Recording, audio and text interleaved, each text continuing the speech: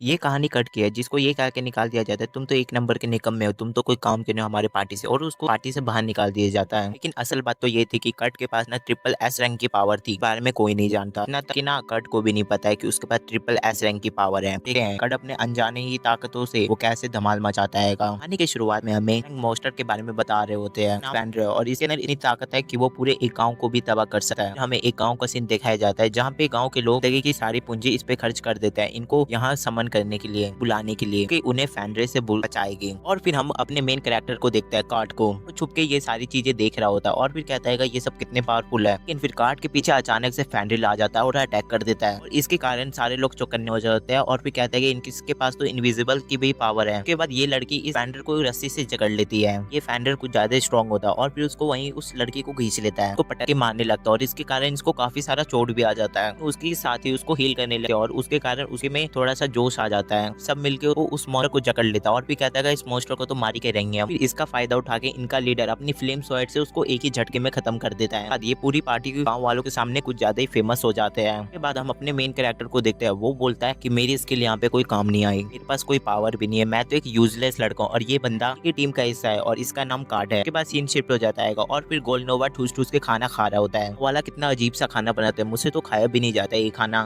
Cut तुम मेरे के लिए बहुत अच्छा खाना बना दो प्लीज यार। ये लड़की जिसका नाम बेंडाना होता है और वो कहते हैं इस बच्चे का आखिरी दिन होता है, आज हमारे लिए एक आखिरी बार खाना बना दो, ठीक है ना। कार्ड कुछ ज्यादा हैरान हो जाता है और फिर कहता है क्या मेरा आज आखिरी दिन है। वह फिर कहता है क्या तुम्हें नहीं पता है तुम इस गलती से फायर हो चुके हो, मेरी कोई गलती क्या है, मेरे को कोई गलती तो बता दो, ऐसी कौन सी गलती कर दी कि मुझे आप लोग पार्टी से ही निकाल रहे हो, तुमने अनजाने में कितने सारी गलती की है तुम्हें खुद नहीं पता है। फिर उसके बाद उसकी लीडर बोलती है वो ज्यादा ना कमजोर हो और हमारे पार्टी में फोर्थ मेंबर चाहिए, और तुम्हारे जैसे यूजलेस को हम अपने पार्टी को ना रोल्स के सामने अच्छा भी नहीं दिखा पाएंगे, इसलिए तुम हमारी पार्टी से फायर हो जाओ, इसलिए बहुत बढ़िया बात है। मैंडेना कहती है हमें तो इसको निकाल के ना काफी पावरफुल बंदा लाना चाहिए, जो एक ना ज्यादा पावरफुल और उसको ना बहुत अच्छी तरीके से ना बैटल भी करने हैं। ये बातें जानने के बाद ना कार्ड की सी बिट्टी से गुल हो जाती है और फिर कहते हैं क्या तुम लोग मेरे को सही में फायर कर रहे हो, मेरे साथ मजाक तो नहीं कर रहे हो। वो सभी से भीख मांगने लगता है और फिर कहता है तुम लोग मेरे को न मत निकालो। फिर उसका गोल नोवा उसको लात मारता है, तो इतनी जोर से ला लगी हुई थी और वो उसके कारण वो फिर नीचे गिर जाता है। कट फिर सुबह उठे फिर एक दूसरे शहर में आ जाता है और फिर कहता है मैं उस पार्टी की तरफ कभी देखूंगा भी नहीं, कुछ ज्यादा ही सैड होता है। और फिर कहता है मेरे पास तो खाने के लिए भी पैसे नहीं, अब मैं कैसे आगे जा खाना पीना खाऊंगा और कहाँ रहूंगा। बाद वो एक वर्क स्टेशन में आ जाते हैं और फिर वो वर्क स्टेशन में एंट्री लेते हैं। फिर एक रेफेशनरी आके कहती है क्या तुम आ गए, तुम्हें क्या चाहिए और तुम्हें कौन सा काम करना है, तुम्हें क्या करना है जल्दी बताओ मेरे को। फिर उसके बाद वो उसको वेलकम करती है। कार्ड बताता है कि मुझे बस तुमसे कुछ काम चाहिए, काम ही ढूंढ रहा हूँ। वो लड़की उससे तुमने इससे पहले कहाँ पे काम किया है। फिर उसको कार्ड बताता है मैं तो बस एक एस रैंक में था और मैं वहाँ साफ सफाई का काम करता था। तो वो अपना पार्टी का नाम बताता है और वो पार्टी का नाम फ्लेमिंग ड्रैगन फैन होता है। फिर उसका ये सुनने के बाद वो कुछ ज्यादा ही सैड हो जाती है, बाद वो कुछ ज्यादा उदास होता है और फिर कहता है मेरे पार्टी ने मेरे को निकाल दिया, अच्छा नहीं किया मेरे साथ। फिर उसके बाद वो लड़की कहती है तुम बस मेरे साथ चिंता मत लो, हम तुम्हारा एक एप्टीट्यूड टेस्ट लेने वाले हैं, तुम्हारे अंदर कोई ना कोई खूबी जरूर होगी और तुम्हारी पावर शायद ट्रिपल एस रैंक की होगी, इसी कारण सुनते के साथ ही कट कुछ ज्यादा खुश हो जाता है और फिर कहता है क्या तुम मेरे साथ क्या कह रहे हो, मैं पावरफुल लड़का। फिर उसका जब टेस्ट लिया जाता है अंदर उसका जी रैंक आया हुआ रहता है और ये कट देखने बाद और भी उदास हो जाता है और फिर कहता है मैं सच्ची में एक यूजलेस लड़का हूँ, यहाँ का सबसे लोएस्ट रैंक है। और फिर यहाँ पे वो लड़की कहती है तुम उदास मत हो, कट के पास कोई भी कॉम्बैक्ट स्किल नहीं है, उसके पास कोई भी स्किल है ना ही उसके पास डेली पैसेज की कोई भी नॉलेज। वो लड़की फिर उसको दिलासा देती है और फिर कहती है तुम्हारे अंदर शायद कॉम्बैक्ट स्किल नहीं हो, शायद तुम्हारे अंदर एक आर्टिटेक्ट स्किल हो, तुम चिंता मत लो, मैं तुम्हारा एल्केमिक और फिर ब्लैक स्मिथ का भी टेस्ट जरूर लूंगी, तुम चिंता मत लो, शायद उसके अंदर तुम्हारे अच्छे रैंक आ जाए, ये वाला टेस्ट एक वीक बाद होगा, तुम इसका चिंता मत लेना। कहता है अरे यार मेरे पास तो पैसे भी नहीं है खाने पीने के लिए, अब मैं कैसे जीऊंगा। फिर ये देख के वो लड़की फिर उसको एक काम सौंपती है लेकिन उससे वो बॉडी उठाई नहीं जा रही। कट कहता है ये बॉडी कुछ ज्यादा ही भारी है, तो मैं तुम्हारे एक हेल्प कराऊंगा, उसकी वजह से तुम्हें कोई ना कोई काम तो जरूर ही मिल जाएगा। बाद अगले सीन में हम देखते हैं कि वो डीलर उसके पास पहुंच जाता है। उसके पास पहुंचने के बाद कहता है अरे क्या हेल्प में आ सकता हूँ आप मुझे जरूर बताए। फिर वो कहता है मेरे पास काम तो थोड़ा कम है लेकिन मैं तभी भी तुमको एक वॉल तो पेंट करने के लिए जरूर दे ही सकता हूँ, बस एक दिहाड़ी मजदूर बनना है, यहाँ पे सीमेंट बनाना है, उस वॉल पे पूरी तरह से पेंट करना है। कुछ करने के लिए कट के पास 2 से 3 ही घंटे हैं। कहने के बाद वो डीलर वहाँ से चल जाता है। फिर उसके बाद वो थोड़ी देर बाद आता है तो वो कुछ ज्यादा हैरान हो जाता है और फिर कहता है क्या कार्ड ने ये पूरी की पूरी दीवार को पेंट कर दिया, मुझे तो यकीन नहीं हो रहा है, सारा का सारा काम खत्म कर दिया था पूरी तरह से,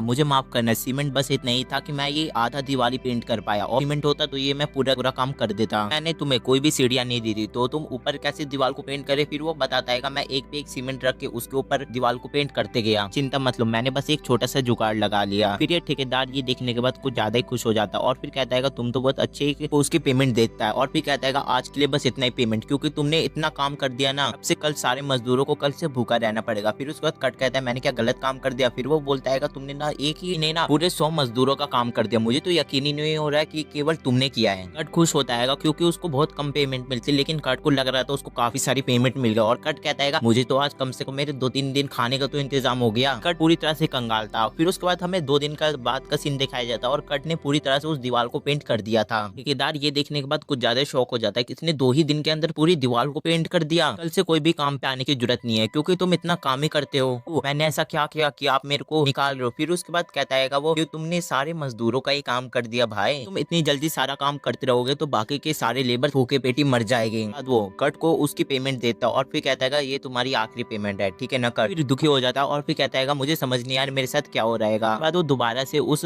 वर्क स्टेशन पे चल जाता है। फिर वो लड़की कहती है तुम दुखी मत हो, मैं तुम्हारे के लिए और भी काम ढूंढ दूंगी। और फिर दूसरी तरफ एक रिफेशनर से एक लड़की लड़ रही होती है कि तुम मुझे जल्दी से एक आदमी दो, मुझे एक काम है। बताती है कि अभी कोई भी आदमी अवेलेबल नहीं है 2-3 दिन तक। फिर उसके बाद वहाँ पे कट जाता है और फिर बोलता है कि मैं तुम्हारे साथ जा सकता हूँ, काम कर सकता हूँ। फिर उसके बाद वो कहता है मैं इस बच्चे को नहीं हायर कर सकती हूँ क्योंकि एक छोटा सा बच्चा मुझे लग रहा है। लड़की फिर उसको समझाती है कि तुम इसको नहीं हायर करोगे तो 2-3 दिन कोई भी अवेलेबल नहीं है, ठीक है, तो मैं इसे हायर कर लेती हूँ और फिर इसकी सारी स्किल्स भी देख लेती हूँ। बाद वो कट को लेके चल जाती है और फिर वो रिफेशनरिस्ट कुछ ज्यादा खुश होती है और फिर वो कट के ख्यालों में खोने लगती है और कहते कट कितने स्मार्ट और सुंदर है। उसके बाद कट की बची हुई पेमेंट उसके पास आ जाती है और फिर वो उस पेमेंट को देखने बाद कुछ ज्यादा हैरान हो जाता है और फिर कहता है कि क्या इतने सारे उसकी पेमेंट हो सकते हैं, मुझे तो यकीन ही नहीं हो रहा। के अंदर 200 गोल्डन कॉइन्स होता है और वो कहते हैं क्या इतने सारे पैसे उसको मिल गए ये काम करने के कारण। देख के वो कुछ ज्यादा ही चौंक जाती है और वो पटैक से नीचे भी गिर जाती है। वो दोनों इस सैंड बैग को लेके बातें करने लगते हैं और फिर वो बताते हैं कि ये सैंड बैग ना किसी के पास ज्यादा माना होगा तो ये उसको भारी लगेगा और जिसके पास कम माना होता है तो उसे वो कुछ ज्यादा ही हल्का लगेगा। फिर उसके बाद कहती है क्या यानी उस दिन उसके पास कुछ ज्यादा ही पावर थी काट के पास। लड़की उसको उठा के देखती है तो उसको कुछ ज्यादा वो लाइट फील हो रहा होता है। उसके बाद अगले सीन में कट को लेके यूरेशिया जा रही होती है। सब उस जगह पे पहुंच जाते हैं जहाँ पे उनको माइनिंग का काम करना है। फिर उसके बाद कट कहता है मैं तुम्हारे साथ एक ही टेंट में नहीं सो सकता हूँ। वो उसकी तारीफ भी करता है और फिर बताता है तुम बहुत ज्यादा ही क्यूट और कुछ ज्यादा ही सुंदर हो।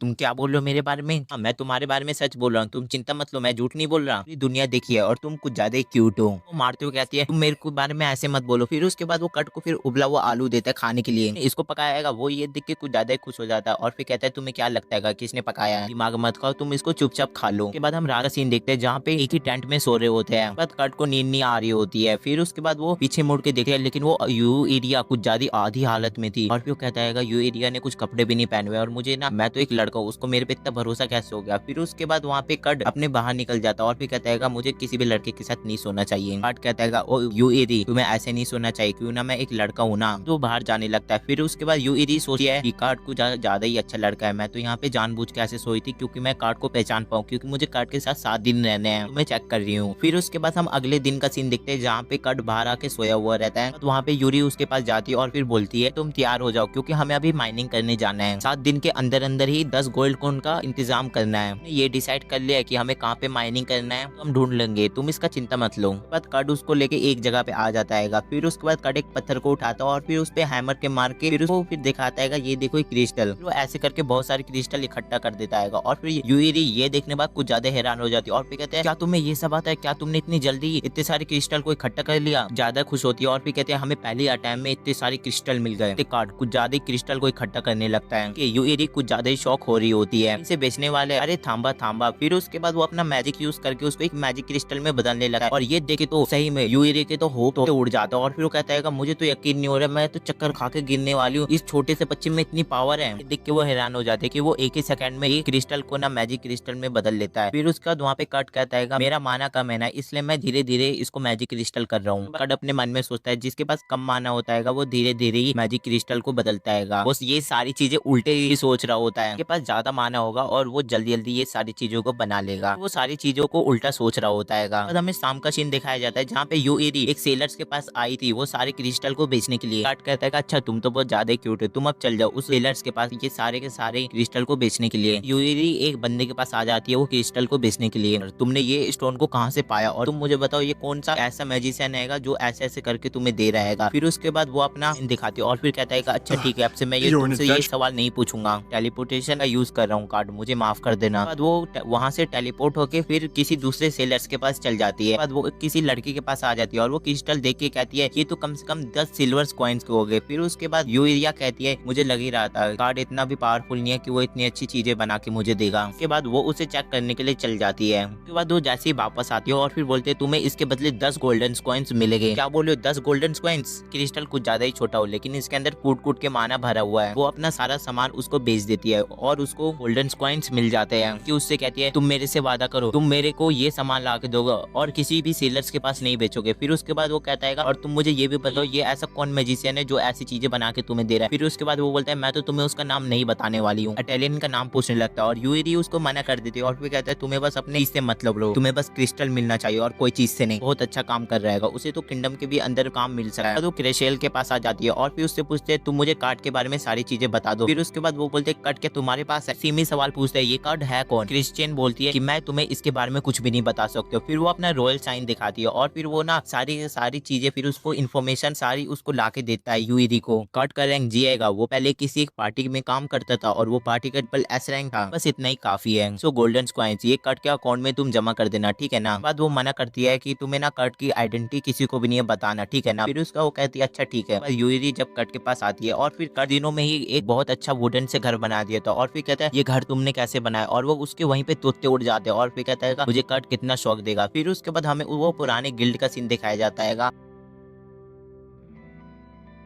भी बड़े मॉन्स्टर से लड़ रहे होते हैं और उनकी हालत कुछ ज्यादा ही खराब हो रही होती है। था बंदा उनके कुछ काम नहीं आ रहा था। अल्लाह ये सोचते हैं जब से कट गया हमारी मुश्किलें और भी बढ़ रही है, धीरे धीरे करके खत्म हो रही है। फिर उसके बाद हम कट को देखा और फिर यूरी उसको समझा रही होती है कि तुम्हें मैजिक टेक्नोलॉजी के बारे में भी सीखना चाहिए। कट को लैब में काम करने के लिए भी चुना हुआ है। फिर उसके बाद कट आता है इस ऑफर को मना कर देता है, इसलिए ये ऑफर को मना कर देना और उनसे मना कर देना कि ये कोई काम नहीं आएगा। यूरी उसको बताती है ये एक रॉयल रिसर्च सर्च है, तुम इसके अंदर जरूर जा सकते हो। कट इसको मना कर रहा होता है और फिर कहता है तुम बस ये मना कर देना इसको। सोचता है मुझे फिर से फ्लेम ड्रैगन फैम में दोबारा से शामिल होना है और कुछ नहीं। बाद वो दोनों उन्हीं मैजिक स्टोन के बारे में बात करना शुरू कर देते हैं। पूछता है अब उन मैजिक स्टोन का क्या करना है तुम ये बताओ। बाद यूरी बताती है मैंने उन मैजिक स्टोन को पहले ही बेच दिया है, जो भी पैसे मिले थे मैंने तुम्हारे बैंक अकाउंट में डलवा दिए, तुम चिंता मत लेना, मेरे बारे में इतना सोचने की जरूरत नहीं है, ठीक है ना यूरी। बाद वो दोनों दोबारा से माइनिंग करने के लिए तैयार हो जाते हैं। फिर कार्ड से पूछते क्या तुम्हारी नींद पूरी हुई है। फिर उसके बाद कार्ड कहता है मैं बस 4 घंटे सोया हुआ था। और फिर कहता है क्या तुम बस 4 घंटे सोए? मुझे तो यकीन नहीं हो रहा है। फिर उसके बाद कट कहता है मैं तो इससे पहली वाली पार्टी में केवल 2 घंटे सोया करता था, तो कोई गलती हो गई? और ये 6 घंटे सोएगा तो ऐसे काम थोड़ी ना चलेगा हमारे साथ। ने इतना बड़ा घर कब बनाया और कैसे बनाया? मुझे तो ये हमेशा हर एक चीजों पे शौक कर रहा है। उसके बाद अगले सीन में वो दोनों एक जंगल में आए हुए थे माइनिंग करने के लिए। उसके बाद वो दोनों अलग अलग रास्ते पे चल जाते हैं मैजिक स्टोन को खोजने के लिए। फिर उसके बाद हमें शाम का सीन दिखाया जाता है जहाँ पे यूरी एक बड़ा सा क्रिस्टल लेके कहते हैं मैंने बहुत अच्छा क्रिस्टल ढूंढ लिया, अब मैं इसको कार्ड को दिखाता हूँ और वो उसको मैजिक क्रिस्टल में बदल देगा। और जहाँ पे कार्ड ने एक पूरी टनल बना दी थी, बाद वो कार्ड को ढूंढने के लिए चल जाते हैं और वो पागलों की तरह हंस रही थी मैंने इतना अच्छा क्रिस्टल खोजाएगा, मेरे को तो कार्ड भी तारीफ करेगा। जानती हो वो उसने कोई ना कोई बड़ी केव को तो ढूंढ ही लिया होगा। बाद ये देख के वो कुछ ज्यादा ही शौक हो जाता है और उसने एक पूरी टनल बना दी थी लिटरली। सोचना बिल्कुल भी सच हो जाता है। अंदर जाते और फिर कहते ये तो माइन खत्म ही नहीं हो रही, उसने कितना बड़ा टनल बना दिया। बाद कट फिर कुछ पत्थरों को लेके आ रहा होता है, कहता है मुझे बस यही आज स्टोन्स मिले हैं। फिर उसके बाद वहाँ पे यूरी उसको देख के कहते क्या तुमने इतने सारे स्टोन को इकट्ठा कर लिया? मुझे तो यकीन नहीं हो रहा है। फिर सारे क्रिस्टल को देख के कहते हैं ये तो कुछ ज्यादा सुंदर लग रहे हैं। बताएगा ये ना हमारे गांव में कुछ ज्यादा ही आम स्टोन है, ये तो ऐसे ही फेंके हुए रहते हैं। फिर कुछ ज्यादा ही शौक हो जाता है और फिर कहता है क्या ये बात करे, ये तो गोल्ड और प्लैटिनम से भी महंगा आएगा, स्टोन को ये बेकार कह रहा है तो ये अच्छा किसको कहेगा? समझ नहीं आ रहा है ये किस क्रिस्टल को यहाँ पे ढूंढने आया है। फिर उसे एक क्रिस्टल दिखाता और फिर कहता है इसका नाम होरी इंपायर क्रिस्टल है, इसे यहाँ पे ढूंढने आया था। उसके बाद ये सुन के वो कुछ ज्यादा ही शौक हो जाती है और फिर कहते हैं क्या तुम इसे ढूंढने के लिए यहाँ आए थे? तो वो बताती है ये स्टोन कुछ ज्यादा ही रेयर है। उसके बाद कट कहता है तुम चिंता मत लो, इसे ढूंढना कुछ ज्यादा आसान नहीं है, बस 6 किलोमीटर तक मैंने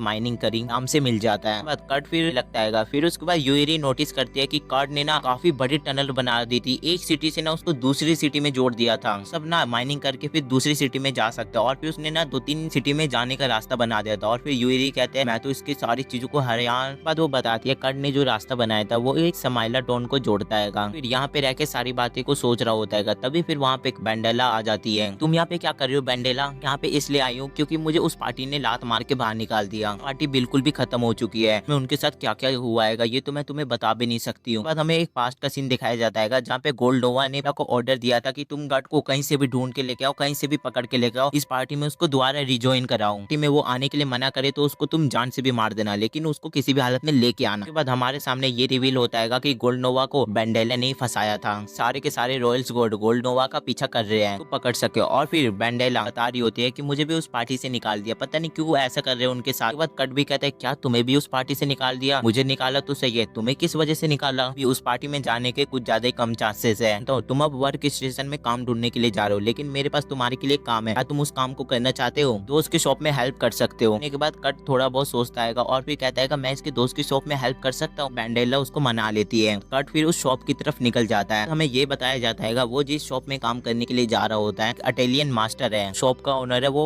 प्लस इटालियन मास्टर है, और वो एक मेडिसिन भी बनाता है और भी सारी चीजों को बनाता है। अगले सीन में उस घर के सामने कट आ चुका था, बेल बजाता है, अंदर से एक छोटी एल्फ निकल के आती है, उसको देख के हैरान हो जाता है, एक इटालियन मास्टर, मुझे तो तुम एक इटालियन मास्टर तो नहीं लगती हो। वो लड़की एक एल्फ होती है, वो बताती है कि मैं तो बस इटालियन मास्टर के लिए काम करती हूँ। फिर उसके बाद वो कट को अंदर लेके चल जाता है। कट अंदर पहुंचता है, उसको कुछ ज्यादा ही गंदी स्मेल आने लगती है और फिर वो इधर उधर देखता है कि सारी तरफ कचरा फैला हुआ था और बर्तन भी ऐसे पड़े हुए थे। बाद ये एल्फ बताती है कि मैं साफ सफाई में बिल्कुल भी अच्छी नहीं हूँ, ये हेल्प कर सकते हो इस जगह को साफ करने के लिए। उसको अचानक से एक इटालियन मास्टर की आवाज आती है। उसके बाद वहाँ पे मिशेल वहाँ पे चली जाती है। फिर उसके बाद कट अपना तैयार हो जाता है साफ सफाई करने के लिए। तो 1 मिनट के बाद वो अपनी सारी साफ सफाई पूरा कर देता है। उसके बाद वो मिशेल को ढूंढते ढूंढते एक कमरे में चल जाता है और वहाँ पे एक कपड़े चेंज कर रही होती है और फिर कट कहता है आई एम सॉरी, मेरे से गलती हो गई, मैं इस रूम में आ गया और तुम आराम से अपने कपड़े चेंज कर सकते। लड़के तुम यहाँ पे क्या कर रहे हो? बस यहाँ पे मिशेल को ढूंढने के लिए आया था और कुछ भी नहीं। फिर कट की नजर उसके पेट पे जाती है जहाँ पे एक मार्क बना हुआ था और फिर वो उससे पूछता है क्या ये कर्ज मार्क है? उसके बाद वो लड़की बताती है कि ये कर्ज मार्क है और ये कर्ज मार्क मुझे किसी ने दिया था। कट उसे पार्क से देखता और फिर उसको समझ आता है ये कुछ ज्यादा हैवी कर्ज मार्क है, के कारण उसकी अंदर ही अंदर बॉडी मर रही है। अगले सीन में हमें यूएरी का सीन दिखाया जाता है जहाँ पे वो सारा सामान बेचने के लिए मिनी के पास आती है, बताती है कि ये सारे सामान के बदले मैं तुम्हें 50,000 गोल्ड कॉइन दूंगी। उसके बाद वो उससे पूछते हैं कि क्या कट में किसी को पता चल गया तो वो सब कट के साथ क्या करेंगे। फिर उसके बाद मिनी को उसको बताती है और वो सब अपेंडमेंट भी कर सकता है और वो जान से भी मार सकता है। और ये सारा कुछ सुनने के बाद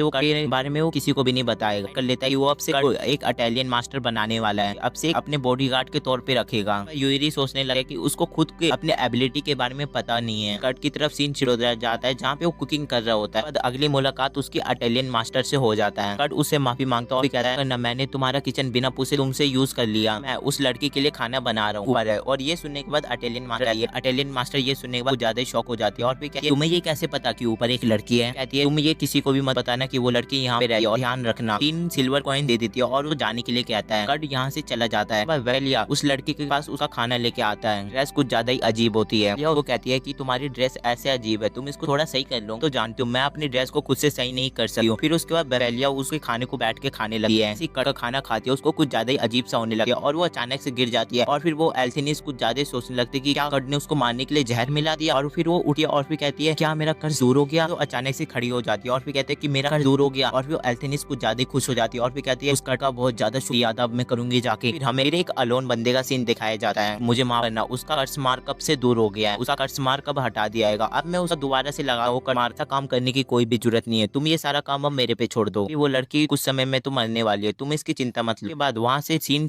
के बाद यहाँ से फिर सीन चेंज हो जाता है। वो दोनों लड़कियां मिनिको के पास आ जाता है, एक जरूरी काम है, मुझे तुमसे कुछ जरूरी काम है, मुझे तुमसे कुछ बात करना है। और फिर कहता है यूरी एक अच्छी लड़की है, वो किसी को भी कुछ भी नहीं बताएगी। बाद वो लड़की अपना मास्क उतार देती है और वहाँ पे यूरी और मिनिको उसके सामने देख देती है और फिर कहते हैं प्रिंसेस। वो दोनों कुछ ज्यादा शौक हो जाता है क्योंकि उसके सामने प्रिंसेस खड़ी थी, आप कैसे सही हो गए। फिर उसके बाद वो बताती है वो जो कट लड़का है ना उसी ने मेरे को ठीक किया। वहाँ पे वो एल्थिसिस बोलती है कि ये बीमार नहीं थी, इसके ऊपर किसी ने कर्ज लगा दिया था और इसी कारण ना ये कुछ धीरे धीरे आगे जाके मरने लगती है, आगे जाके कुछ ज्यादा ही वॉर हो चुके। फिर उसके बाद वो ऊपर का कर्ज किसी ने आएगा, वो दोनों खुशी के मारे खुश हो जाते हैं और फिर कहता है ये कर्ज किसने हटाया। फिर उसके बाद वो उसका नाम बताता है, वो उसका नाम कोई और नहीं कट होता है। फिर उसके बाद वो तीनों समझ जाते हैं कि कट कुछ ज्यादा ही हुनर लड़का है। सुनने के बाद और भी वो दोनों खुश हो जाते हैं और फिर कहता है कि क्या ये सब कट ने ठीक करा है, लेकिन ये दोनों कुछ ज्यादा शौक भी हो जाते हैं और फिर कहते हैं कि क्या कट ने ठीक करा इनको। फिर उसके बाद उन दोनों के पैर से जमीन ही हिल जाती है। बाद हम अगले सीन में देखते हैं कि वो सब एक साथ बैठे हुए थे। निको और फिर यूएरी को पता चलता है ये काम करने की पुडिंग कट ने बनाई थी, उसके कारण ये ठीक हो गई, ये तो बहुत अच्छी बात है। दोनों कुछ ज्यादा ही शौक हो जाते हैं। फिर उसके बाद मिनी को जिसने भी प्रिंसेस को मारने की कोशिश किया वो पक्का रॉयल कैपिटल में ही होगा, उन तीनों में से एक भी हो सकता है, सानोवा, सिनोन और फिर तीसरी है सोनोवा। बाद वो तीनों फिर इसी चीज के बारे में बात करने लगते हैं, कहता है इन तीनों में से कौन असली मुजरिम हो सकता है ये तो आगे ही पता चलेगा। ये सुनने के बाद ना कुछ ज्यादा ही वो तीनों दुखी होने लगते हैं और फिर कहता है ये काम लिसा डोरा को भी हो सकता है, ये स्टेप मॉम भी है और वो फ्रीली कहीं भी जा सकती है, उसका काम भी ये हो सकता है। या फिर बताती है कि इन तीनों में से कोई भी असली कॉपरेट हो सकता है, इसे ढूंढने के लिए हमें एक जाल बिछाना होगा, अडल हो जाएगी, ट्रेनिंग के लिए कासल छोड़ना होगा, ऐसा एक फिनिशनर मॉडल एरिया बनाएंगे और जो एग्जिस्ट ही नहीं कर उसके पास ही ट्रेनिंग करेगी।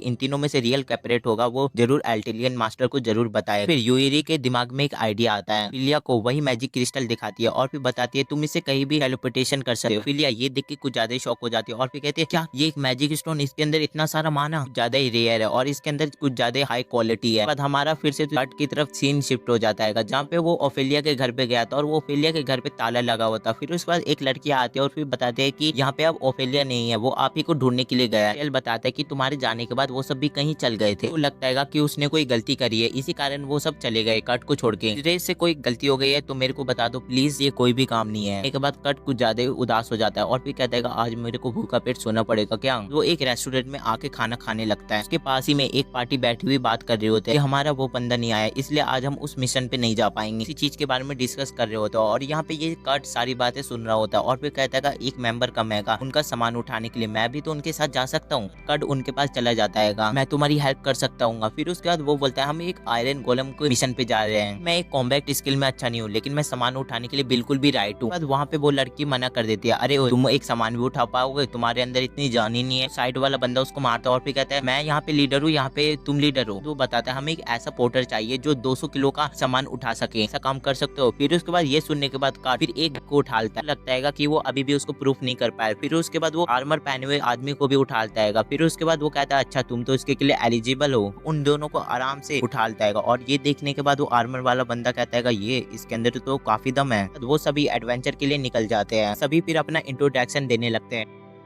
और फिर कट भी अपना इंट्रोडक्शन देने लगता है और फिर बताता है मेरा नाम कट है। कट भी अपने आप को अच्छी तरीके से इंट्रोड्यूस करवाने लगता है। फिर उसके बाद सभी फिर आगे बढ़ जाते हैं के लिए। कट के पैर में एक स्लाइम चिपक जाता है। फिर वहाँ पे एक लड़की आती है और फिर बोलती है तुम इसे चाकू से मार को हटा दो। फिर उसके बाद ना कट उसको मारने की कोशिश करता है लेकिन उसके पैरी में चोट लग जाता है। फिर उसके बाद वो लड़की फिर उसको स्लैम को मार के हटा दिया। फिर उसके बाद वहाँ पे वो सारे मेंबर्स आके बोलते हैं तुम्हें ना लड़ाई करने की कोई भी जरूरत नहीं है, बस तुम्हें हमारे साथ रहना है और सामान उठाना है। कट कहता है मैं तो कॉम्बैट स्किल में एकदम नल्ला हूँ। वो सोचता है वो लड़की मेरी हेल्प नहीं करती और स्लैम का कोल नहीं तोड़ती तो मैं तो यहीं पे मर जाता। तो वहाँ पे बाकी सभी आ जाते हैं और फिर कहते हैं मैं तुम्हारी हेल्प करते रहूंगा। वो सभी फिर उस डंजन में आ जाते हैं और फिर कट सोचता है ये पार्टी मेंबर कुछ ज्यादा ही अच्छे, ये मेरे कितनी सेफ्टी का ध्यान रख रहे हैं। देखते हैं कि चारों तरफ अंधेरा होता है। तभी फिर शीना मैजिक का इस्तेमाल करके थोड़ी सी रोशनी कर देता है। सारे नोटिस करते हैं कि उनके सामने एक बहुत सारे गोबलिन्स आए हुए थे जो फिर उस गोबलिन्स के ऊपर अटैक कर देता है। फिर सभी धीरे धीरे करके उस गोबलिन्स को मारने लगते हैं। वहाँ पे और भी ज्यादा गोबलिन्स आने लगते हैं। धीरे धीरे आगे बढ़ रहे थे गोबलिन्स। फिर उसके बाद यहाँ पे हम कट को देखते हैं। कट फिर एक दीवार की तरफ चिपका हुआ था और फिर वो एक सीक्रेट डोर को खोज लेता है और फिर सभी वहाँ पे चल जाते हैं। वहाँ पे सभी जाने के बाद उस दरवाजे को बंद कर देते हैं और फिर सभी कट को थैंक्स करते हैं क्योंकि कट ने उसकी जान बचा ली। उनको ये रियलाइज होता है उसके पार्टी के 2 मेंबर बाहर ही फंस चुके हैं,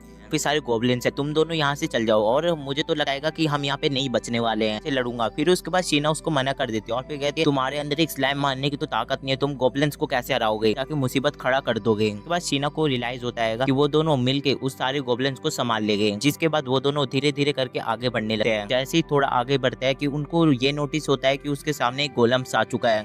फिर हमारा सीन फिर शिफ्ट हो जाता है। सैल और भी हीरो को देखते हैं, वो सब कट से मिलने के लिए जा रहे होते हैं। सभी कट के घर पे देखते तो है नहीं इस घर पे। पेंडेला बताती है वो एक मिशन पे गया है और वो वहाँ से जिंदा नहीं आने वाला है। ये सुनने के बाद यूरी के तोते उड़ जाता है और फिर कहते हैं क्या वो केव में गया है, उसको तो कम्बैट स्किल भी नहीं है उसके पास। को ये नहीं समझ आ रहा होता है कि वहाँ पे वो करने क्या गया है। मुझे लगेगा वो कट के लिए एक ट्रैप भी हो सकता, मना कर रही होती है, काफी खतरा भी हो सकता है। लिसैल तुम वहाँ पे मत जाओ। फिर उसका यूरी कहती है अच्छा ठीक है तुम मेरे साथ चल लो। बात उसको मानने लगती है। वो दोनों उसी डंजन में आ जाते हैं। लिसैल कट के फुटप्रिंट को मिला के फिर उसको ढूंढने लगते हैं। ये देखे कुछ ज्यादा हैरान हो जाती है और फिर कहते हैं तुम्हें लिसा प्रिंट को तुम आराम से देख सकते हो। वो दोनों थोड़ा आगे बढ़, वहाँ पे कट की यहाँ से गायब हो जाते हैं। लिसैल अपने मैजिक का यूज करके उसके फिंगरप्रिंट को ढूंढने लगा है। इसे कट के सेंस के बारे में कैसे पता है, क्या ये दोनों करीब आए थे, मुझे इन दोनों से जेलस हो रही है। सोच सोच के कट के बारे में कुछ ज्यादा यूरी जेलस फील कर रही होती है। वो दोनों उसी जगह पे आ जाते हैं जहाँ पे वो दोनों मेंबर्स उस सारे गोबलिन से लड़ रहे होते हैं। वहाँ पे लिसैल अपने फिजिकल अल्टीमेट का यूज करके उसकी फिजिकल अटैक को बढ़ा देता है। फिजिकल एबिलिटी कुछ ज्यादा ही बढ़ जाती है और वो धीरे धीरे करके सारे गोबलिन्स को मारने लगे हैं। खान और डेंजो की कुछ ज्यादा ही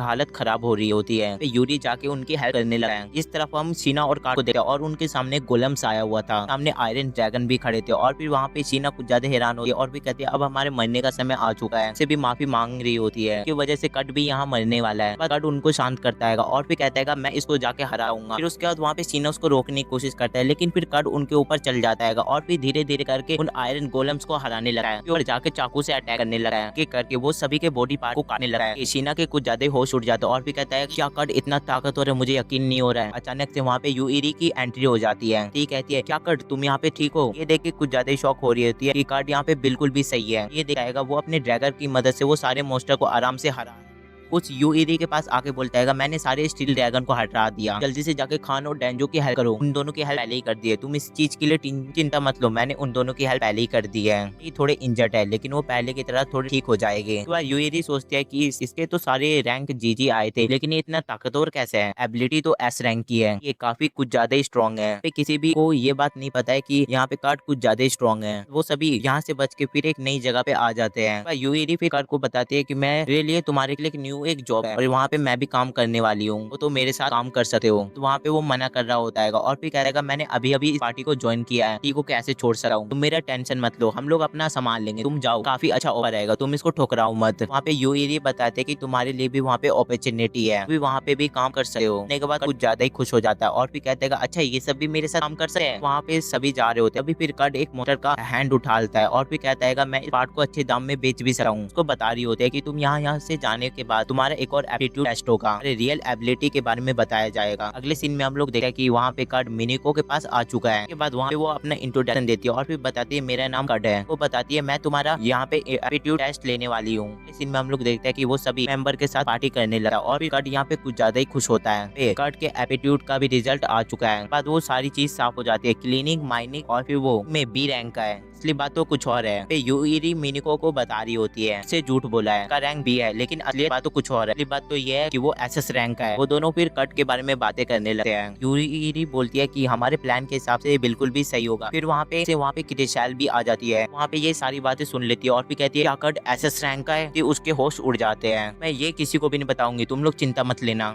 एंड हो जाता है। अगर आपको इस वीडियो का पार्ट 2 चाहिए तो वीडियो पे कम से कम 200 लाइक कर देना। मिलते हैं नेक्स्ट वीडियो में। सायोनारा।